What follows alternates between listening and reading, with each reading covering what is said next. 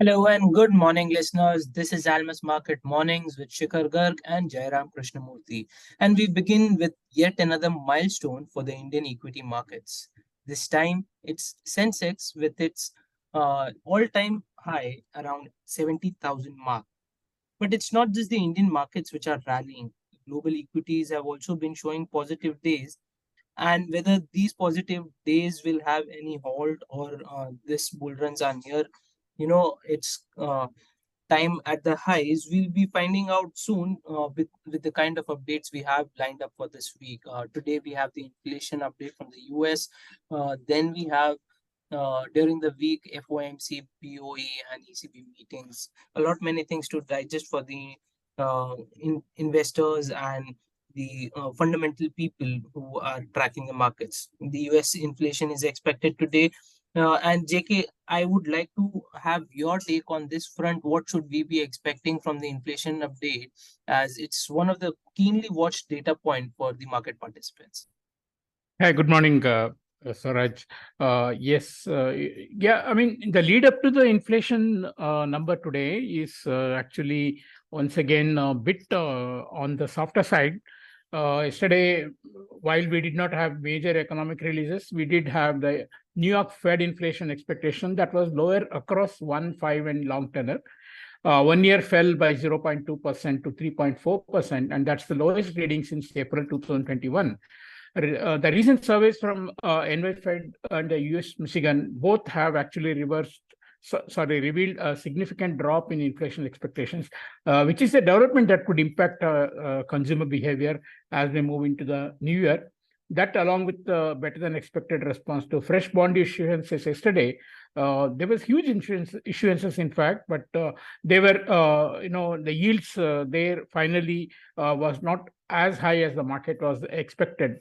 All these things are leading us to believe that it's probably going to be a dovish turnout today for the market as well as from the data. And remember that the gasoline prices in the US have been falling for more than 50 days consecutively, which also will have a big impact on the headline CPI inflation. Anyway, expectation is for 0.01% increase, but that may undergo a change looking at the way the gasoline prices have been falling. And the important focus will be on the services side inflation as well as on the rentals, which have been quite sticky for a long time, and now recently they have started to fall rather. So that's what we should be looking out for today. Of course, following the CPI number, we will also have a treasury budget statement for the month of December, and that's a big headwind for the US government as well as the US economy, because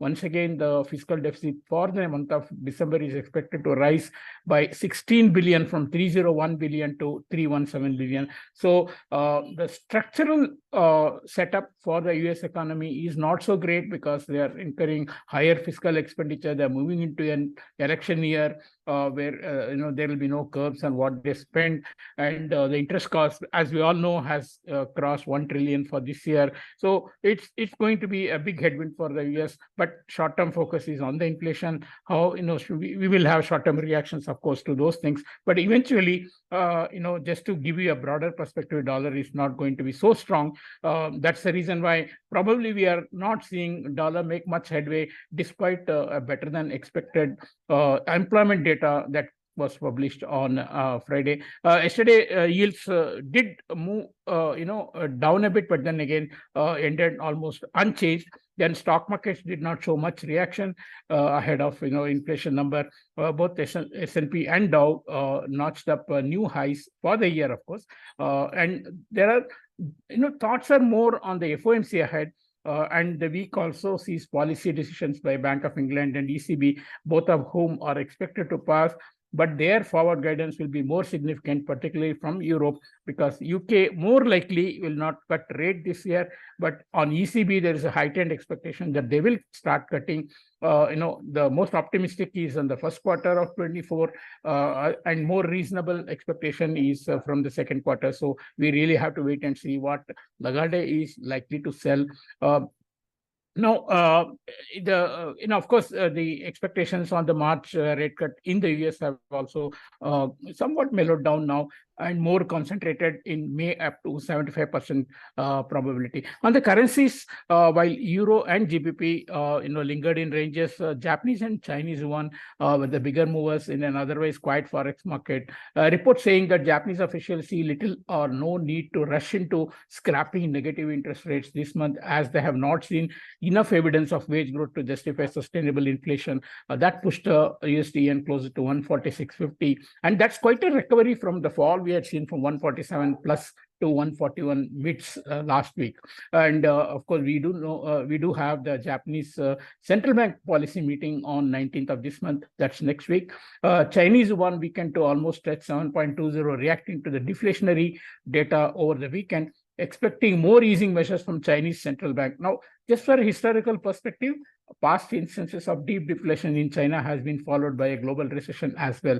So we feel China has to implement more easing, both from monetary and fiscal side, to support the economy. Then on to somewhat of a drab market, the rupee, which moved in tightest 1.5 to 2 paisa range yesterday. Like the dollar weakness did not help the rupee earlier days. Ongoing dollar strength also did not affect the rupee. And interestingly, we are also hearing PSU banks staying on both sides just to keep the market in a very stable and non-volatile range. Of course, we also remain cautious ahead of CPI data release tonight, with some estimates now reaching 6% once again from 4.87% that we saw in October, while the consensus is at 5.7%. The likely increase is attributed to rising food and vegetable prices, and that's not a surprise, of course, because the festival season was on in full flow. However, the core inflation is likely to be stable at 6.3%. So the lead indicator, basically the input cost pressures from the PMI numbers for manufacturing and services, actually implies a moderation in supply side pressure. So we may have to just put up with this higher number this month, and possibly the next month number will once again moderate, with festival season having almost over. So it's a very non-volatile. In fact, someone has observed that with walls in rupee also having collapsed, the rupee remains the least volatile currency in Asia, just above the Hong Kong dollar, which is of course pegged. So I hope this situation changes very soon. Thank you. Okay, JK, that was really good. And yes, folks, the core inflation expectations continue to be stable, but it's the kind of action that we have been seeing for the Indian currency, which is of more interest for a lot many people to find out whether we are going to see any sort of action in the coming few days. And I'd like to also highlight in the otherwise narrower market of currencies, it was JPY and CNH which were the bigger movers. And majorly also CNH was having some sort of reaction from the deflationary updates that has been observed by the market participants. And historically, it has also been seen deflation in China has also been quite closely correlated with the global recession. So it's quite interesting to watch how things proceed in the coming few days. On the US inflation front, the expectation drop has been for inflation has been the lowest since April 2021, which is quite interesting again. And it's the services and the rental inflation which will be keenly passed by the market participants to see what sort of an impact are we having. Apart from that, the treasury budget statements and the kind of spending the US economy is already having with the elections coming in, there are some major structural setups which are not really encouraging enough and acting as the headwind for the US economy.